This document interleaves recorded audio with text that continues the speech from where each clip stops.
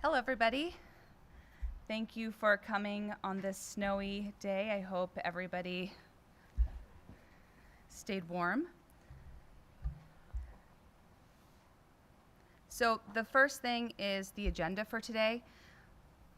We will do introductions, updates about the Wellness Committee, talk about facility dog phases and stages, a food services update, and then your items.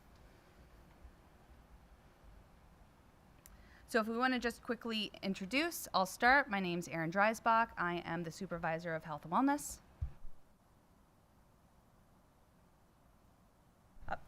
So could you use the microphone? Sorry. Tammy Campley, the school board member and parent. Kristen Keaveney, nursing department chair. Don Fountain, school board. Trina Sadler, school board. Kelsey Gartner, food service director. Joan Aducci, director of special ed. Seamus Clune, supervisor for innovation, assessment, innovation, and engagement. Thank you so much. For updates, there are a few. The first one is about structure of the Wellness Committee. However, Dr. Russell did want to talk a little bit about it, so she asked that we currently skip this slide and then we will come back to it. Going over goals currently for the Wellness Committee for 24-25 is to establish the medical response teams by developing and implementing medical response teams within each school building to effectively manage and respond to medical emergencies. And the second goal currently is about facility dogs, which is identifying a process for introducing facility dogs across all school buildings, including a district-wide plan for their integration. And so today we will talk a little bit about where we currently are with those goals. So for a medical response team update, the district is partnering with Children's Hospital of Philadelphia to become a heart-safe school. This is the first stage when we're looking at a medical response team. This, we will be able to really work on what's called CERT, which is a Certified Emergency Cardiac Plan. They came out to our district December 18th, and they walked through our buildings to identify and recommend different placements for AEDs. We currently have AEDs within buildings, but we also had 8 extra AEDs. So they were able to provide us recommendations, and that was 1 additional AED for each elementary school, 1 additional AED for each middle school, and then 2 AEDs for the high school. So we are currently, the district team is looking over those recommendations, and they will provide a plan to move forward with those recommendations. Do those replace the existing ones, or are they in addition to? They're in addition to. The current AEDs that we have, they're a little older, but they're in working condition. There's no concerns with them. So this would be additional.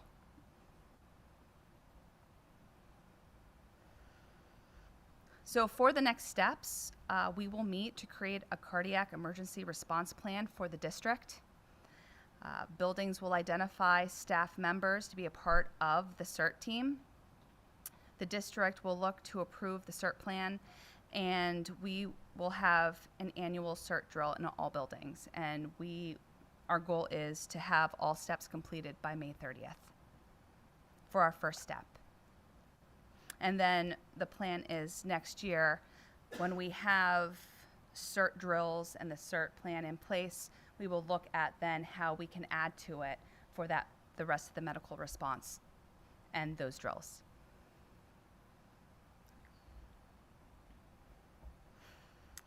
There had been discussion last meeting about school climate and bullying, and so wanted to bring it circle to talk about. Right now, we have a climate task force, And within that task force, one of the things that they're working on is looking at bullying perceptions. So this year, this school year, one of their focus areas is on middle school and our current Character Strong program, and looking at teacher feedback as well as student feedback to look if there is that impact to the program for school climate and also that bullying piece. Also, a climate survey will be administered this school year to look and gain more insight on bullying and climate culture. And then Pennsylvania Youth Survey data has also been used as another way to continue to analyze those bullying perceptions. So this is happening within the PV Climate Task Force. So that is something that is very much, we're aware of it, and we're working through it through that task force.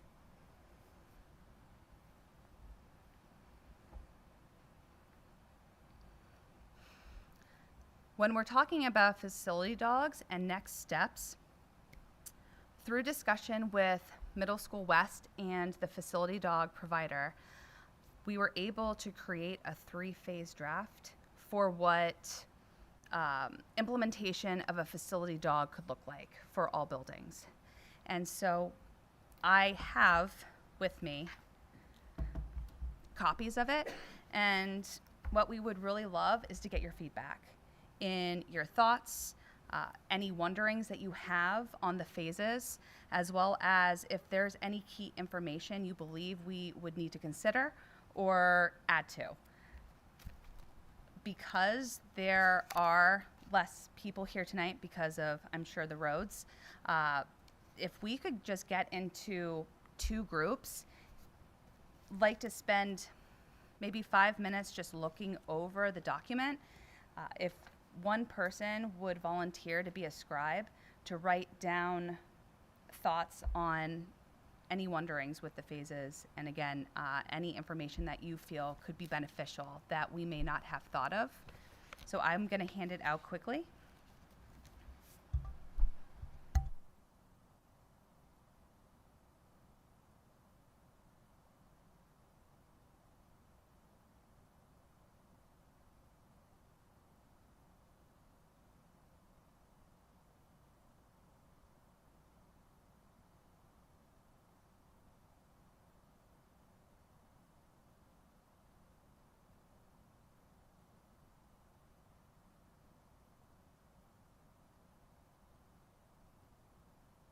My question was, is this for each school individually, or is it an overall phase that would overarch all the schools? Each building would need to complete the phase and the stages. So this would be district-wide, but each building would need to have each of the phases and stages. And just to add something there, I think what we really recognize is different buildings are going to be at different levels of readiness. This isn't something we want to say we're absolutely doing in the 25-26 school year. We know that different buildings are going to need to prepare in different ways. It's a big commitment. We know that, you know, being a handler and taking this dog into your home is really something not to sneeze at. So we want to make sure buildings are ready and that we have an outlined process, a general process, a general way that they can go about looking into potentially moving forward with a facility dog. So it will definitely be based on building readiness to move forward. Do you have any sense of what the readiness is right now? I would say, you know, just looking at some of the survey results and talking to people, I think everybody would love to have one in their building by tomorrow. Now but you know, we mentioned before, we don't want to go too hastily through this Right. process. Right. I think it's really important to slow everybody down.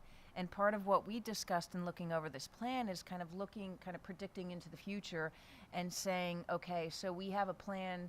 Part of the plan is for the buildings to have a plan for fundraising.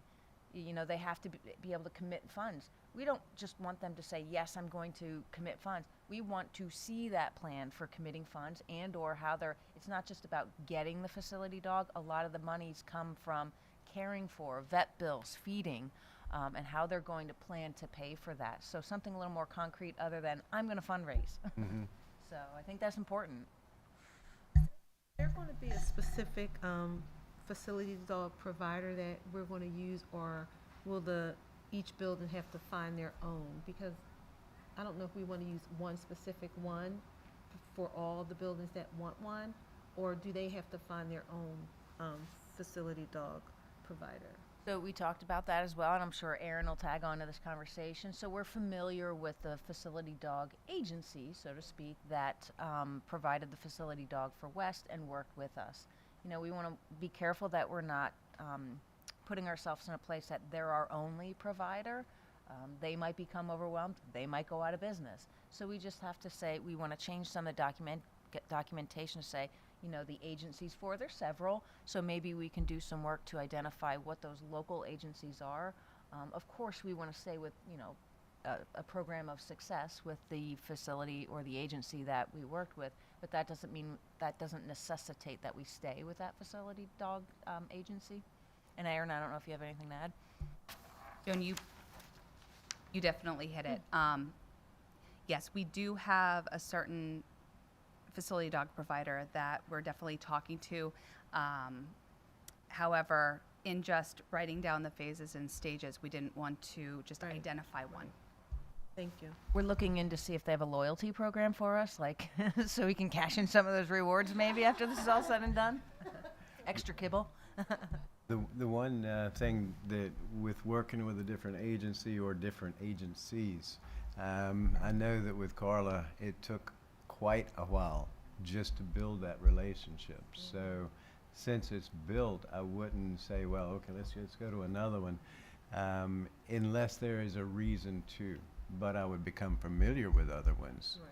so that in the event that, so that they know what we're doing, and they would be potentially able to step into it in the event something came up and we were pulling too much from the one. But, okay. So I guess one of my things would be to consider, like you were saying, like for the 25-26 school year, or thinking like, you know, how quickly can some of these schools take on this responsibility and implement this program. You know, we're talking about how are we going to do building wise, and, you know, are we going to do a 5, 6, 7, 8 split? Are we going to reconfigure how we're looking at things? Are we going to do 5 through 8? Are we going to, you know, are we going to move things around and shake things up as far as where students are and where faculty is? If we have handlers who are getting shifted and shaken up, I just think we might want to be careful about implementing something when the district is going to look quite different in another year potentially. So maybe slowing it down a little bit and waiting until we see where all the chips fall and what, you know, maybe not implementing this so fast until we know what everything's going to look like, and have some time for that adjustment to be made and for staff to acclimate and to be adjusted, because when you start moving handlers, if they end up in different buildings, then you're kind of stuck with, I don't know, I think you're going to tie your hands a little bit. That's just something to think about. I think that's a great suggestion, and maybe not on the forefront of it. Well, maybe it is on the forefront of everybody's mind after Monday, but it wasn't on the forefront of my mind. But I think it's a great suggestion that it should be almost like a watermark over this document right now. Just think about this. Just think about this. So.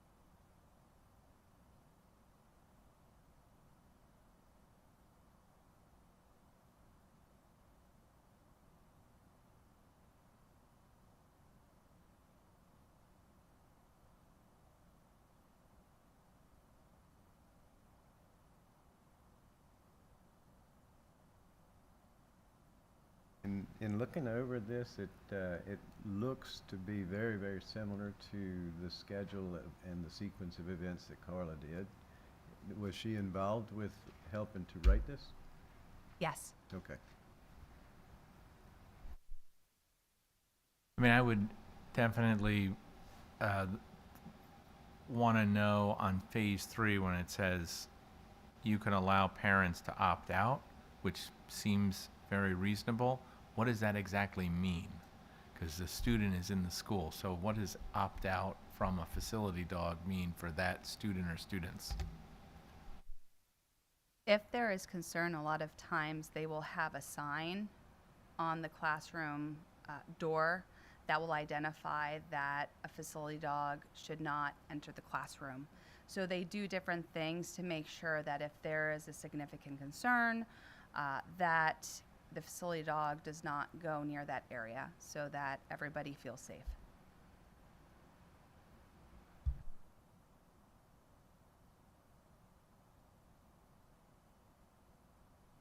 I know one thing we talked about was this alignment to the policies that we've outlined, because a lot of work was done prior to this in paving the way for Carla and the facility dog. One of the things that came up, and I know I couldn't tell you the definition of a facility dog versus a therapy dog, but I think that might be good for us to know. Maybe we can do a little digging.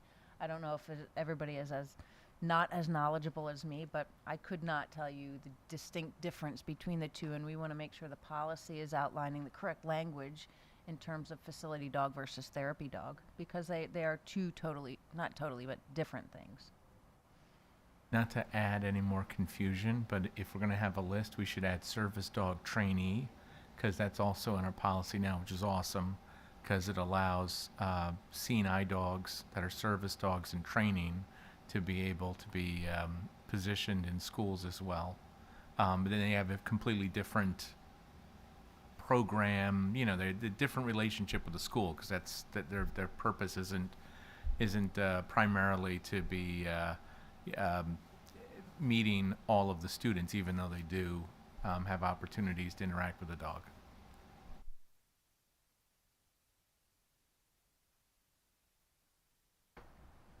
Originally, we were to write this down, but honestly, because we're such a small group, does anybody else have any wonderings about these phases?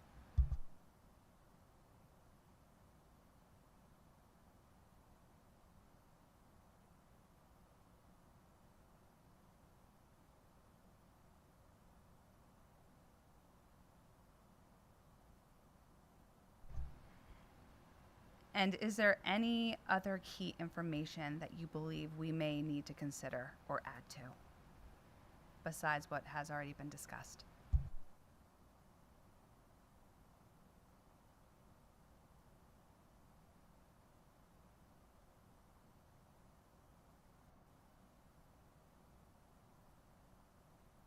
Having been involved with some of the stuff that Carla did, I think that I mean it seems to be right here is, with the exception of adding some of the definitions and some of the clarification in that area, I think it looks thorough to me. Thank you so much for your feedback. All right, so in moving on, the next piece is food services. Thanks, Erin. It's just a little update here. We do have an Instagram account now. There is a great picture of our Thanksgiving meal at South Elementary School. We did some pulled turkey, homemade apple crisp, some broccoli, some corn there, and some cranberry sauce. So that was delicious. I ate 3 helpings of that day because I went to almost every one of our schools. So really good. Yeah, the gravy was great as well. And the apple crisp, we changed things up a little bit this year. We've been doing pumpkin pie for a really long time. We did apple crisp this year, so the kids seem to like it. check out February 13th. We are doing a chocolate-covered strawberry-themed breakfast at all the schools. We're not sure yet if we're gonna do those donuts. I'm trying to, it's a special occasion. I really don't like to bring in donuts, not my favorite thing to do, but we're gonna see if we can get those this year, and they are whole grain and lower sugar, so just so everybody knows. And those strawberry smoothies will be homemade as well. Remember that breakfast is free for all students. Thanks, Erin. So this triennial assessment, we've been kind of alluding that we are going to be doing that this year. And for anybody who doesn't really know what the school wellness policy is all about and what this triennial assessment is, we do have this school wellness policy that we try or attempt to update every couple of years. And this wellness policy assessment tool, also known as the triennial assessment, will help us to determine if we're in compliance with our school wellness policy as it is right now, or if we need to make changes, if we need to alter our goals on that. So we do that every 3 years. And pretty much what we're going to be doing in the next couple of weeks here is to send it to the building principals, who will meet with a group of their phys ed teachers, health and wellness teachers, nurses, other people in the community, to fill this assessment out to the best of their ability to see what we're doing right now with the wellness policy, and if we're actually, in compliance fully, if we're partially in compliance, or if we're not in compliance at all. We're gonna ask to have them finish that by April 30th. I'm gonna compile the results for all of the schools, and then we'll really kind of dig into it next year and see what we need to change about the wellness policy. And just as a reminder, the school wellness policy started back in like 2004, when it was started to notice that the childhood obesity rate was going up. So that's where that really came from.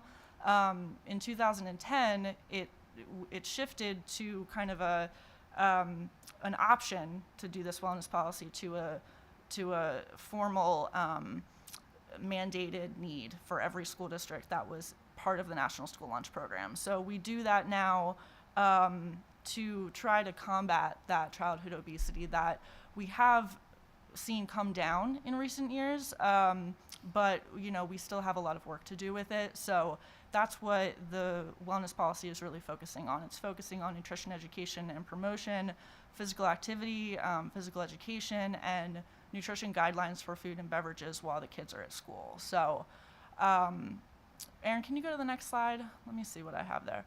Okay, so this is just a brief representation of what this triennial assessment is really going to focus on.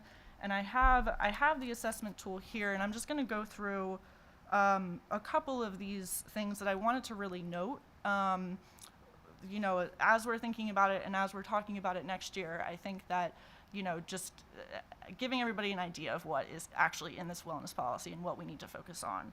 So first of all, the wellness policy or the wellness committee, we're doing a good job right now. We have administrators, we have school health professionals that come out, we have board members. Students are really kind of the focus of this. So, we want to see students come into the wellness meetings every once in a while to kind of give their opinions on things. So we do a good job of, notifying the public about the wellness policy. We have it in various different forms. We invite people to these meetings, but, we want to get more students involved in this meeting, as opposed to, I do some student taste tests, and I know the principals are doing things all the time, obviously, with the students, but getting them involved in something like this is probably where we want to head. Are we looking at our nutrition education curriculum, and is it teaching behavioral focused skills such as menu planning, reading nutrition labels, media awareness? So, that's a question that the principals are going to have to answer. Is it fully in place? Are we partially in place with that? Are we not doing that at all? I'm sure we're doing it, at least to an extent. Is staff providing nutrition education? Do they receive standard-based training and professional development? Are we using evidence-based techniques and nutrition messages in school and encouraging participation in school meal programs? Are we displaying consistent nutrition messages in school? in the classrooms, in the cafeteria? Are we kind of is everybody on the same wavelength when it comes to, promoting nutrition and teaching kids about nutrition? For physical activity, do the kids get the opportunity to accumulate at least 60 minutes of age-appropriate physical activity a day? Is that happening in the schools right now? Are we discouraging extended periods of inactivity, which means 2 or more hours for students? Are we using physical activity as a punishment, aka like running? Are we, forcing kids to run laps? On the other hand, are we withholding physical activity as a punishment, like taking away recess? These are things that I don't think we probably are, but we just want to make sure of that, and that's what the principals will identify for us. Are we encouraging walking and biking to school? Do we have a PE program consistent with state academic standards? Are we providing professional development for PE staff? Just a couple more here. Do we give kids enough time to eat? 10 minutes for breakfast, 20 minutes for lunch. Do we provide nutrition content of school meals to the school community? We just started doing that a couple of years ago. Are we as administrators, teachers, school nutrition professionals serving as positive role models through the district programs? Do the food and beverages provided through the National School Lunch and School Breakfast programs comply with federal meal standards? They do. We consider promoting student health and reducing obesity when offering food and beverages to students at school. And then the last one that I thought was of note, do we have local standards in our written policy for foods and beverages offered for free to students? So we're talking food rewards, classroom parties, celebrations. And right now the standards are that classroom parties can offer between 2 and 3 sugar items, and then everything else should be healthful items. And then if we are doing rewards as food, those rewarded foods have to be under certain nutrition standards. So that means 200 calories or lower, 200 milligrams of sodium, a certain percentage of fat and calories from, certain percentage of fat and sugar from calories. So are those foods, or any reward foods that we're offering, are we in compliance with that? So those are all things that we're gonna determine and talk about next school year once we get the results and I compile those results. So that's just, it's something that it doesn't involve necessarily mental wellness, but it is very important when we're talking about kids understanding, good nutrition to put into their bodies and physical activity that is going to last them a lifetime. So, and that's what the wellness policy does, and we're going to see if we can, change it based on the goals that we want to achieve. I have a quick question. Is that a standardized tool that they give you? Yes. You don't have to, okay. Yeah, that's through PDE, and every school district every 3 years has to fill this out. Yeah. I have something to add too. As nurses, we compile BMIs on students every year. So if that can be something that you could use to help guide your wellness policy, seeing a trend. I think one of our nurses in middle school did supply them for a couple of years, and it's interesting to see before COVID, after COVID. I think right now we're at 30% obese or overweight, which is really high. So if we could use those numbers to help with what you're doing, we'd be happy to provide them. Yeah, excellent. That's one of the items that I don't think that we do currently have in our wellness policy that we're supposed to be keeping track of. And again, these are guidelines. It's not saying that we absolutely have to include all of these, but that is an item of note that I think we could certainly, add to it if people are interested. So thanks. One real quick question. In the relatively short period of time now that you have been here, how do you feel like we are doing? I mean, from your perspective. Yeah, so when I started, our participation was probably at 37% for the National School Lunch Program. And when I say that, I mean that only 38% of students were getting a meal every day in the cafeteria that included a fruit or a vegetable. So all of those meals, only 38% of kids were getting that, and a lot of them were just getting a chicken sandwich without a fruit, without a fruit or a vegetable. And now we're up 6%, I believe, to around 42-ish percent of all students getting a meal that includes a fruit or a vegetable every day. So I'm happy with that. School lunch has its moments where it's not as, people don't, perceive it as being super healthy. But I think now, after the national school lunch program changed a lot in 2010, and encouraging students to get that fruit and vegetable with every meal, I think that's changed things a lot. And I mean, we're seeing it. Breakfast is up as well, and with breakfast meals, every student has to get a fruit, a half a cup at least of fruit. So, that's vitamins and minerals that they may not have gotten had they not, come in. And in the mornings, a lot of parents will say, my student already had breakfast this morning. But at the same time, kids are eating at like 7 a.m. They might not get lunch until 10, 11. So having that, school breakfast, it's free. It's essentially a snack in the middle. So, I think it's improving. I definitely do. And nationally, that student obesity rate has decreased. So, yeah. And that BMI information would be very interesting to look at year to year, especially in like 5 years' time. Yeah.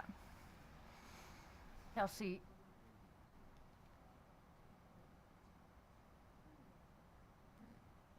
just a quick question. Do we track waste of, say, our healthy lunch food items? Is there any way we can track waste? Like if a student gets a free lunch and they're taking that free apple, how do we know they're eating it? Is it just, we take it, we don't eat it, or it goes to waste? Yeah, that's always going to be the struggle when it comes to the National School Lunch Program, is that students, we encourage students to get that fruit or vegetable, but our job, my job as a school nutrition professional, is to make the kids want to eat it. So, in terms of waste, yes, we definitely do have waste. And in some schools there are communal bins that the kids can put, so like a share table, that some of the schools do utilize, some don't, just because of food allergies. But I do want to do a plate waste study at some point to see, based on when we started here, and then I do want to make a couple changes for next year in terms of how we present the fruits and vegetables to the kids.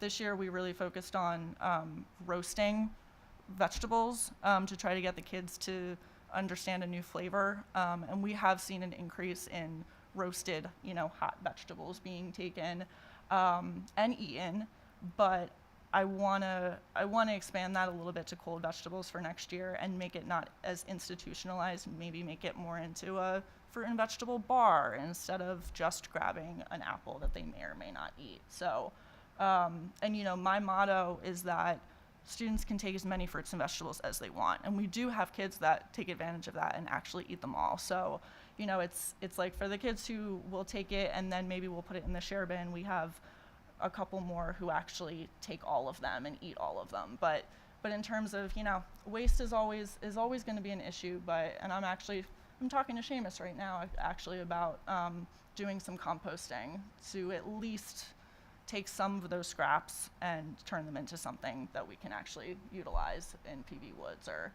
around the district. So, but yeah, it's always going to be a tough one in school nutrition. But good question. I love that you're dressing up the fruit and vegetables. I think Yeah, it's a great idea. it's due. I think we're still in COVID times a little bit with our wrapped items, and I want to kind of take that out of the cafeterias a little bit, and we'll focus on that next year. Any other questions? Thank you. Thank you, Kelsey.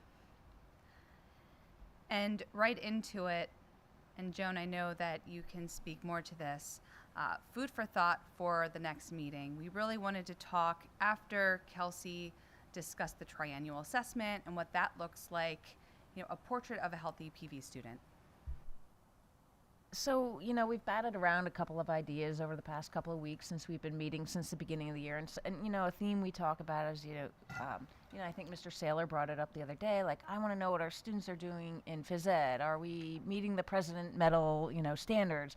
How do we align some of our questions really closely to the policy and what's kind of really rooted in the policy? And I'm thinking to myself, it's really good to get an understanding of where we're at before we can make a determination about where we want to go. So when I talk about a healthy student, I might not be talking about the same thing as maybe Mr. Fountain is talking about. So maybe it would behoove the committee to come together and say, well, what are we talking about when we talk about a healthy student? What is the portrait of a healthy Perkiomen Valley student, and what are some of the indicators that we can look to make that determination of whether or not we're on track or not with our actions that are going through food services, through the triennial assessment, and or the actions of this committee. So maybe it's something that we can do as an activity to say, what does the committee feel as though would be a good indicator, or how do we determine whether or not we have a healthy Perkiomen Valley student? What are the things we can look for? What are the things we can report out on, like Mr. Saylor had indicated? We got some information regarding our questions that came up last week regarding health and wellness, mental health awareness, bullying, things like that, what's going on with Character Strong.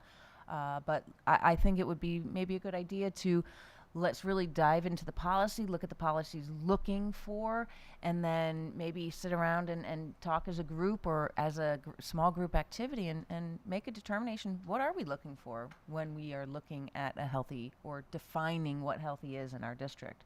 And what are some of the indicators we want to point to? Maybe it is BMI. I know we don't want to focus solely on BMI as one data point to make that determination, but what are some of the things or pieces of data that we can point to that are going to help us to make those determinations whether we're healthy or not? Any thoughts?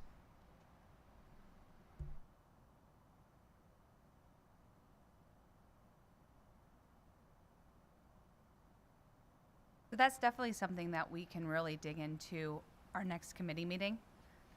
Really quickly, PV Power Pack update. 276 children were able to receive 3 gifts each due to the Power Packs holiday shop. And so far, Power Packs has provided 2,746 bags for weekend food, which is just, that's amazing. So really wanted to provide that as an update. And then for the PV Foundation, there is a dodgeball tournament Saturday, March 1st at the high school. So also just wanted to put that out. And then lastly, PV Woods. We have a storybook trail dedication on Saturday, March 1st as well at 10 a.m. And we're making a lot of progress back on the Lenape Arboretum Trail, which is behind Middle School East. And we're excited about being able to launch that. The book is Moon Tree, One Extraordinary Tree, and it's about this Apollo 14 moon tree. And I just noticed if you go to the State Library of Pennsylvania, they have a page just for storybook trails. They list about, I don't know, looks like 17 or so examples, and PV Woods and Perkiomen Valley School District is on this short list of examples from the Pennsylvania State Library. So I feel that's definitely, a good shout out in terms of the progress that we're making with the project to get noted by, such an auspicious organization. That's where we're at. And there is, if you go to PV Woods on the website, there is a link just about storybook trails if you'd like to know more. Thank you, Seamus. And last but not least, we will go back up to the top to discuss the structure of the Wellness Committee.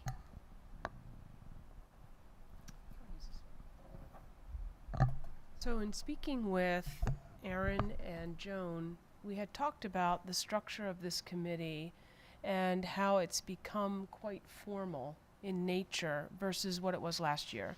So last year, the committee tended to meet at 3:45 in the library lab, and it was much more conversational.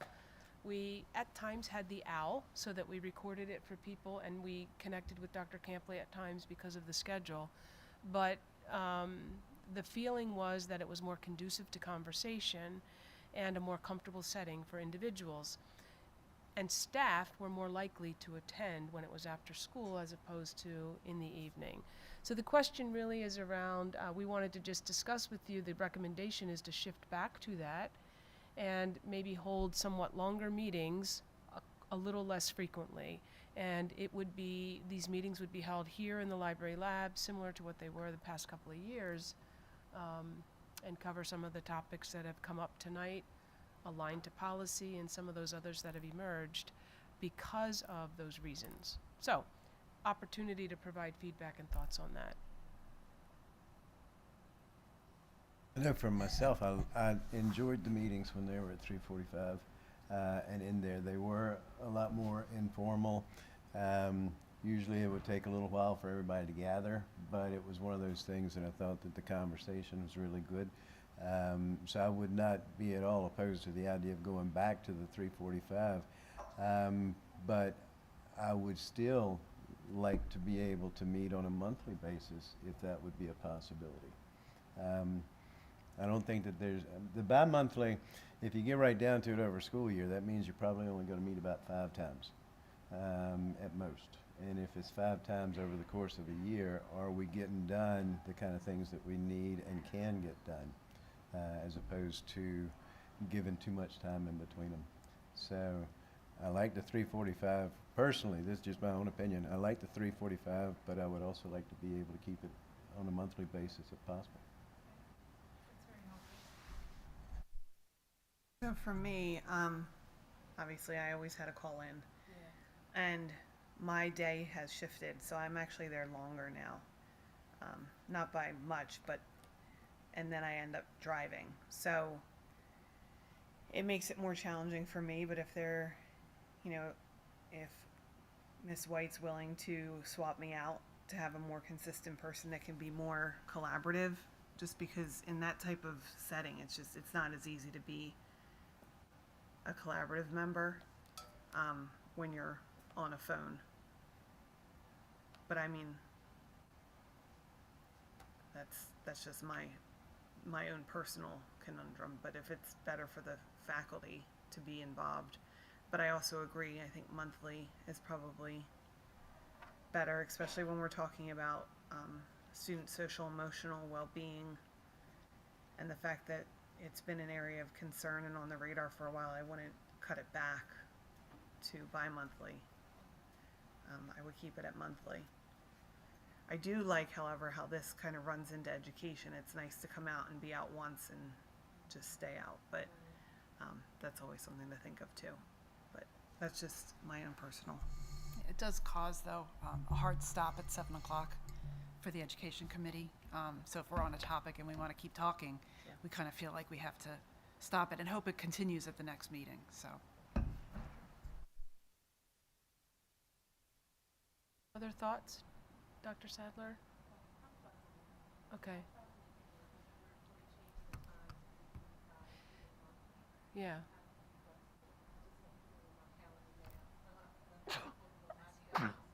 Excuse me. Thank you.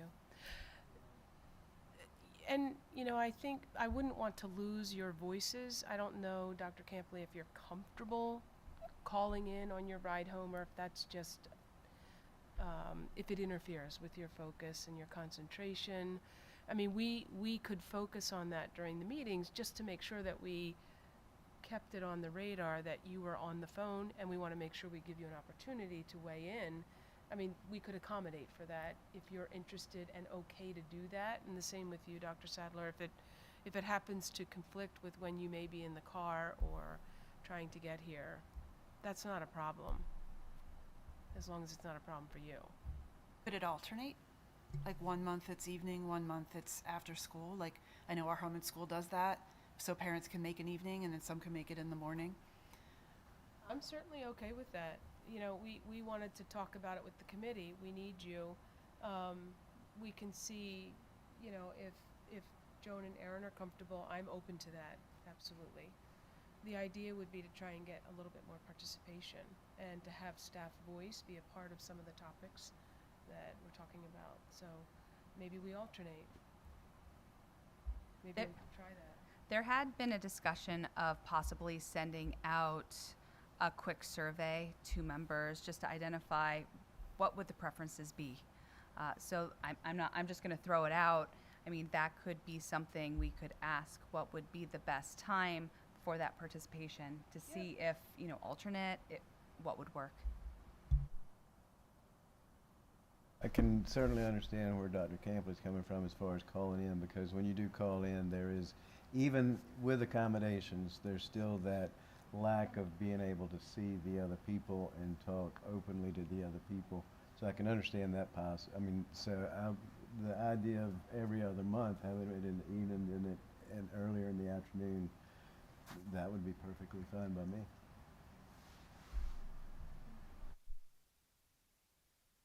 How about if we aim for that, to try it and see how it goes the second half of the year? So if you want to schedule next month at 3:45 and then the following month we'll go back to 6, we can speak to Mrs. Widener, and Ms. Widener has to advertise because it's a district committee, and so we can talk to her about that, and I can let the board know in the memo this weekend so that everybody's on the same page with this and is aware of it. I did talk to Ms. White about it. She was okay with it, just to make sure, because I just wanted to make sure that there wasn't anything we weren't thinking about, but that would be great. We can try that. Okay. Very good. Thank you. That was all we had today. Does anybody have anything that they would like to add before we end? Thank you so much for everybody who came out. Really appreciate it. Thank you. Thank you. I would have to mention that the food pictures a while ago certainly did a job on making me hungry. So